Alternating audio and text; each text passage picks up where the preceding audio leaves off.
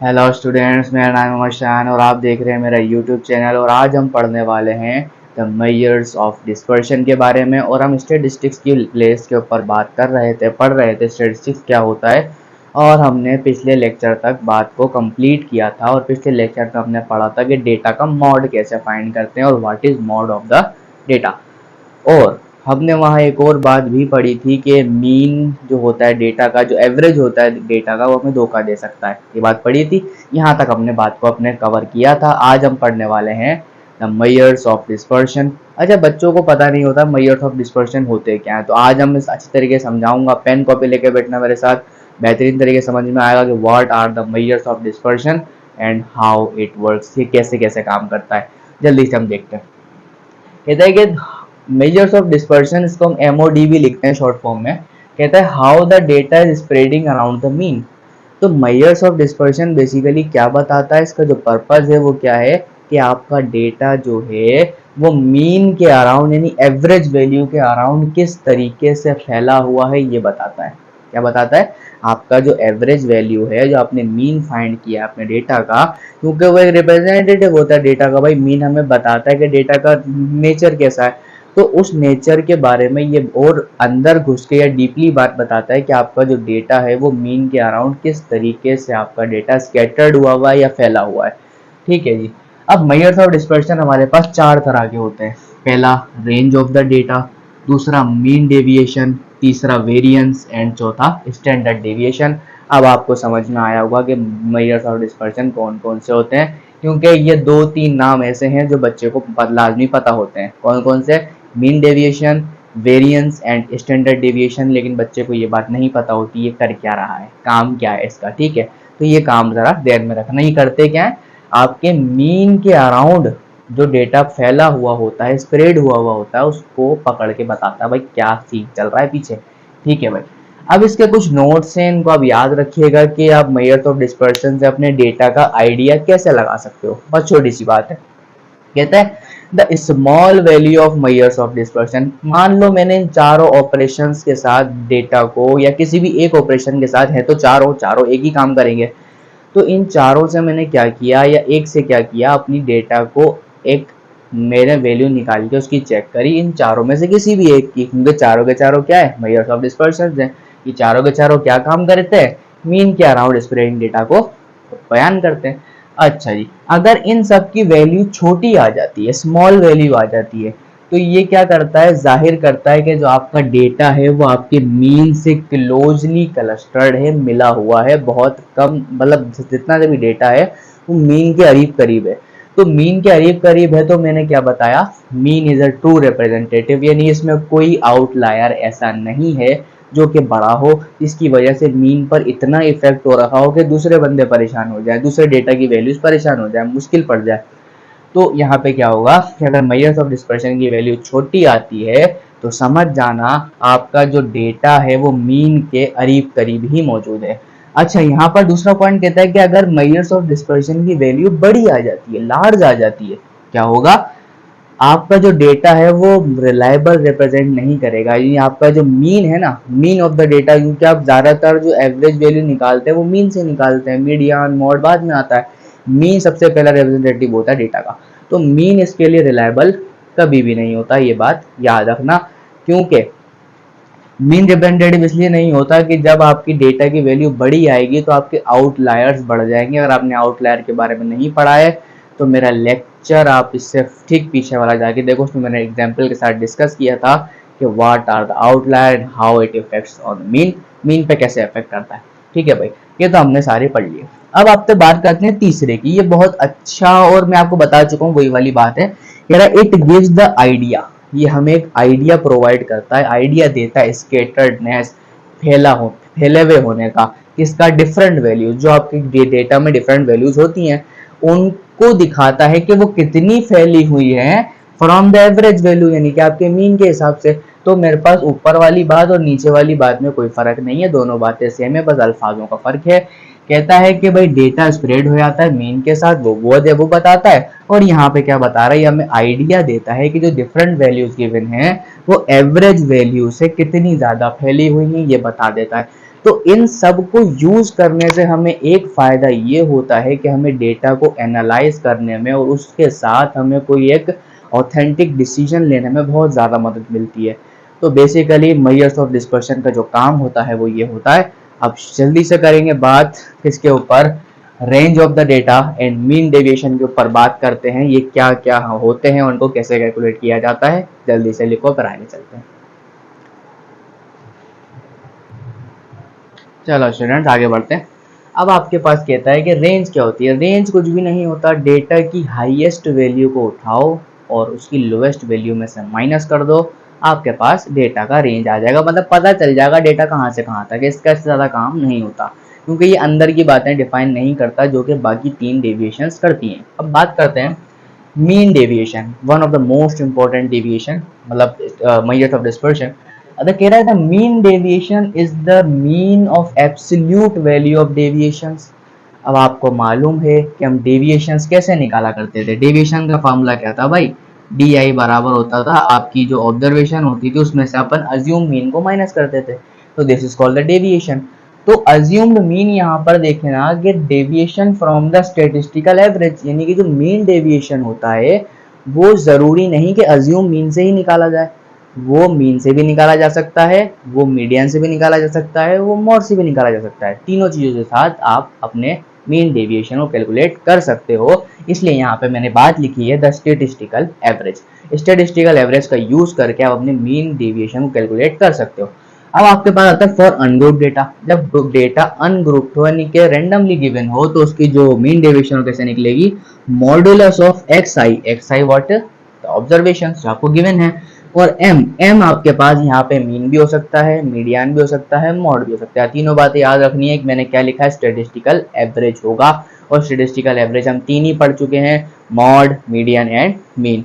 तो इन सब में से कोई भी हो सकता है, लेकिन आपका जो मीन डेविएशन निकलेगी वो क्या निकलेगी, एक्स आई माइनस एम करके।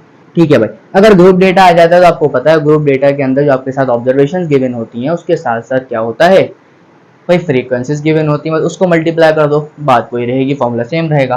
अब आपके पास this one is the most important note, क्या लिखा हुआ है, बोला इट इज मिनिमम, यानी मीन डेविएशन का आंसर मिनिमम आता है जब इसको मीडियन से लिया जाए, यानी कि इस m का मतलब मीडियन हो जाए। तो कह रहा है इसका जो आंसर होगा वो सबसे कम आएगा। अब भाई कैसे, ये भी तो पता होना चाहिए कैसे। तो अगर मैं आपसे बात करता हूँ कि मीन डेविएशन को चलो d से मान लेते हैं, तो मैंने क्या किया कि तो पहले तो लिखा इसका formula i is equal to 1 to n, और क्या था भाई x I minus M divided by n, ये हमने फार्मूला पढ़ा। अच्छा जी, अब मैं क्या करता हूँ, मुझे इसमें बात करनी है मिनिमम और मैक्सिमम की। मिनिमम मैक्सिमम में एक ही तरीके से बता सकता हूँ, by the help of differentiation, derivative निकाल के। अब मैं इसका काम करता हूँ, मैंने कहा अगर मैं इसका दोनों साइड पे डेरिवेटिव कंडक्ट करूं, मैंने कहा d इक्वल टू, अगर मैं इसका विद रिस्पेक्ट टू मीडियन क्या करूं, डेरिवेटिव कंडक्ट करूं, तो क्या आएगा भाई, d अपॉन dm आ जाएगा। अब इसका डेरिवेटिव जब मैं कंडक्ट करूंगा तो एक बात यहाँ पे बहुत अच्छी सी याद रखना कि भाई कि मॉड x जो होता है ना मेरे पास, वो बेसिकली होता है x आता है जब उसका रिजल्ट 0 से बड़ा होता है, उसका रिजल्ट माइनस एक्स आता है जब आपका x 0 से छोटा होता है। ये बात आपको पता है। इसकी हेल्प से अगर मैं बात करूं कि मॉड x का जो डिफरेंशिएशन होता है वो बेसिकली क्या होता है, x divide by mod x, क्या होता है, x divided by mod x। ये याद रखना, बहुत इंपॉर्टेंट कैलकुलस का लेक्चर है कि differentiation of mod x will be x over mod x is the value of the derivative of mod x। तो इस चीज को हम नाम देते हैं बेटा सिग्नम फंक्शन का। क्या नाम देते हैं, सिग्नम फंक्शन का। बहुत इंपॉर्टेंट लेक्चर है कि derivative of mod x is known as the signum function. और सिग्नम फंक्शन आपके पास डिफाइन ही 2 वैल्यूज को करता है। भाई सिग्नम फंक्शन को आप कैसे लिख रहे हो, मान लो मैं यहाँ लिख के बताता हूँ, मानो x ओवर मॉड x, यहाँ पर ये 3 डॉट लगाता हूँ, ये इसका हिस्सा नहीं है, x अपॉन मॉड x। ये देखो ये तो 0 पे डिफाइन हो ही नहीं सकता क्योंकि यहाँ पर जो है वो x 0 बिल्कुल भी नहीं होता। अगर मैं बोलूं x की वैल्यू -1 हो जाए तो ये रिजल्ट -1 आएगा, अगर x की वैल्यू +1 हो जाए इसका आंसर +1 आएगा। तो ये बेसिकली आपको 2 वैल्यूज देता है। अगर मैं इसको यहाँ से मिटाता हूँ, इसका डेरिवेटिव लेता हूँ, तो मेरे पास डी ओवर डी एम जो है कितना आ जाएगा, भाई summation from I is equal to 1 to n, ये हो जाएगा आपके पास sigma function X I minus M divided by n हो जाएगा। ये बात आप सहमत हो। अब हम फर्स्ट डेरिवेटिव को जीरो रखते हैं ताकि मुझे वो पॉइंट मिल जाए, वो मिनिमम मैक्सिमम वैल्यू मिल जाए जिसके ऊपर मेरा फंक्शन मिनिमम मैक्सिमम होता है। तो याद रखना, अगर मैं इस फंक्शन को जीरो कर दूं, मैंने कहा कि d d over D m is equal to zero, अगर ये जीरो हो जाए तो signum function equal to zero हो जाएगा। Got it? हाँ भाई, क्या हो जाएगा? सिग्नम फंक्शन हो जाएगा इक्वल टू जीरो।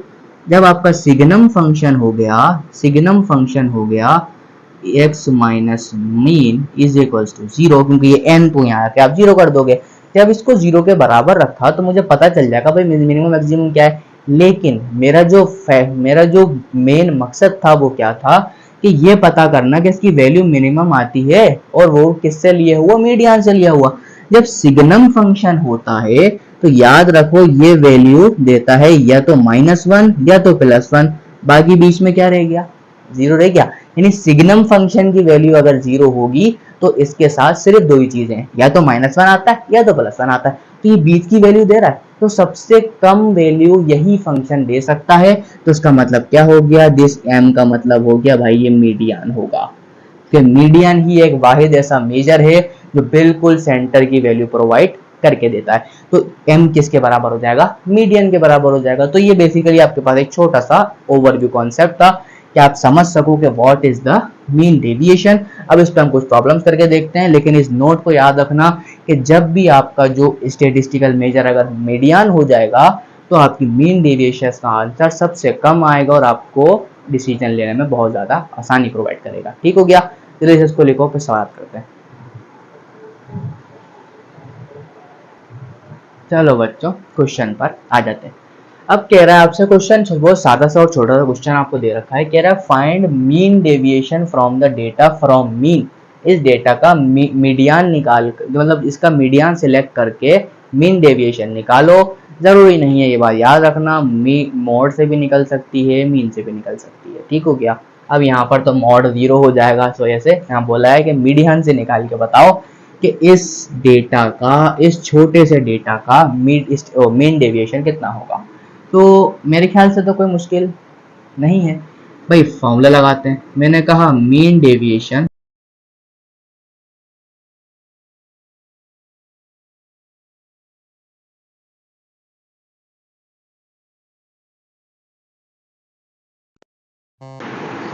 आगे बराबर होता है x I minus statistical measure divided by n के। ये बात आपको पता है कि फॉर्मूला इक्वल होता है इसके। अब फॉर्मूला इक्वल होता है इसके, तो यहाँ पर किससे बोला गया आपको निकालना है? मीडियन से निकालना है। तो भाई मीडियन इस डेटा का क्या होना चाहिए? Mid value. और इसमें देखते हैं, पता चल रहा है मिड वैल्यू कौन सी है। तो भाई पता चल गया कि मीडियन जो है आपका इस डेटा का वो कितना है? 5 है। तो मीन अपनी हर ऑब्जर्वेशन को कहाँ तक माइनस करोगे? 5 से हर अपनी ऑब्जर्वेशन को माइनस कर दो। तो भाई क्या निकलेगा? मॉड ऑफ एक्स आई का मतलब पहला है 3, अपने मीडियन को माइनस करो, फिर समेशन लगा हुआ है प्लस करना है, फिर अपनी दूसरी ऑब्जर्वेशन उठाओ, माइनस करो किससे? मीडियन से। ठीक हो गया भाई? अब आ जाओ प्लस करो, किससे माइनस करोगे? 5 में से मीडियन को माइनस कर दो, फिर प्लस करोगे 6 में से मीडियन को माइनस कर दो, फिर इसके बाद किससे करोगे? 7 में से मीडियन को माइनस कर दो। भाई इतना ही था, बेहतरीन हो गया। अब इस पूरे के नीचे क्या था? n is a number of terms. कितनी नंबर टर्म्स है? 5। टेंशन नहीं। अब आगे चलते हैं। देखो 3 में से 5 गया, कितना बचा? 2, लेकिन मॉड लगा हुआ है प्लस का 2। 4 में से 5 गया, 1 बचा। इसका मतलब क्या होगा? मॉड का मतलब 1 होगा, प्लस का 0 आ जाएगा। 6 में से 5 जाएगा, 1 बचेगा। 7 में से 5 जाएगा, 2 बचेगा। 2 2 4 5 6, टोटल कितना हो रहा है? 6 हो रहा है। तो भाई 6 को डिवाइड कर दूंगा 5 से, तो भाई 5 1 जा 5, तो आंसर आ जाएगा आपके पास 1.2। तो इसका आंसर कितना आ गया? मीन डिवीजन का जो रिजल्ट आया वो कितना आया? 1.2 आ गया। और ये आपका जो है वो आंसर है किसका? इस डेटा का मीडियन की मदद से मीन डेविएशन निकाली है, उसका रिजल्ट आपके पास आ चुका है कितना? 1.2। अब इसके बाद एक ग्रुप डेटा का क्वेश्चन करते हैं ताकि आपको क्लियर हो जाए फटाफट से। चलो भाई एग्जाम्पल की तरफ आगे बढ़ते हैं। आपको ये डेटा गिवन है, एक ग्रुप डेटा गिवन है आपको, और कह रहा है इसकी मीन डेविएशन निकालो किसके जरिए? मीन के जरिए। तो सबसे पहले हमें क्या करना पड़ेगा, इसका मीन मालूम करना पड़ेगा। तो सॉल्यूशन स्टार्ट करते हैं। अगर मैं बोलूँ आपका जो मीन का फॉर्मूला था जो हम बचपन से पढ़ते आ रहे हैं वो क्या था, summation of x I F I divided by summation of f आई। ये तो पता है, सही से पता है।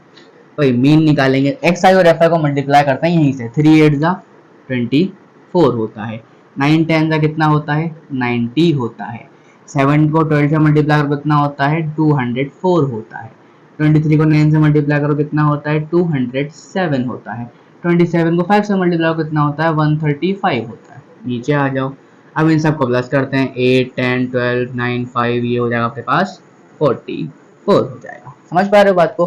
तो ये कोई ज्यादा मुश्किल बात तो नहीं है ना, आता है जिस तरीके से, ठीक है। कि मीन आपको फाइंड करना था ऐसे। अब इन सबको प्लस करो, आपका जो आंसर आएगा वो कितना आएगा, टिंग टिंग टिंग टिंग टिंग, ये आ जाएगा 660।